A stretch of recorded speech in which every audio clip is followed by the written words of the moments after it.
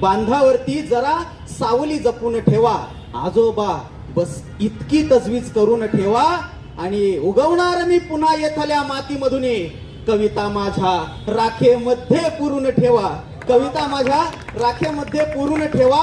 आणि मरणोत्तर माझं नकाच देऊ पुरस्कार, पण कबरीवरती माझा माणूस लिहून ठेवा.